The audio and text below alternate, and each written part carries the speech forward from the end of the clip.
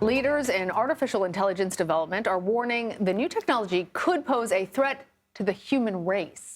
In an open letter from the Center for AI Safety, more than 300 people agreed mitigating potential risks should be a global priority. The director of the nonprofit highlighted the harmful potential for AI in the hands of malicious actors and in potential bioweapons development.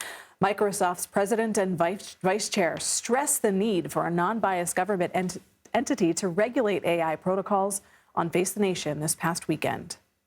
I do think we would benefit from a new agency, a new licensing system, something that would ensure not only that these models are developed safely, but they're deployed in, say, large data centers where they can be protected from cybersecurity, physical security, and national security threats. Well, the warning comes at the same time as AI chipmaker Nvidia rises to the trillion-dollar valuation mark this week, a market price estimate only ever shared with 8 other public companies. Well, Asa Fitch joins us now to help us understand the magnitude of all of this. He's a reporter for the Wall Street Journal covering semiconductor companies. Asa, so Nvidia is a name that people don't really know at home, but it's now in the headlines because of this massive valuation. Tell us, for people who are unfamiliar, what exactly the company does. So Nvidia started many, many years ago, about 3 decades ago, as a company that made chips that would make your computer graphics better. They were prized by gamers, people who like to play video games on their PCs. Later, it was discovered that these chips were also very good at doing things like artificial intelligence and cryptocurrency mining and things of that nature. So the company has kind of become a huge force in the kind of the brains behind this great revolution of AI that's captured people's imaginations over the past 6 or so months. Asa, how significant is it to hit the trillion-dollar point so quickly? What does it mean for tech investors, and could other AI companies follow suit? I mean, it's a big deal. As you mentioned earlier, Nvidia is not a company that's a household name. All the other companies that have hit that kind of valuation are, in fact, household names. Microsoft, Google, Apple, of course, is still way over that amount. So for a company like Nvidia to hit that level, it really indicates how investors see this AI market developing and how they see the business case of AI becoming a real thing in the coming years. Clearly, people are willing to spend money on chips that make their AI better, and that means profits and that means revenues for Nvidia. And that's kind of what we're seeing here. Could we see more companies follow in its footsteps? Sure.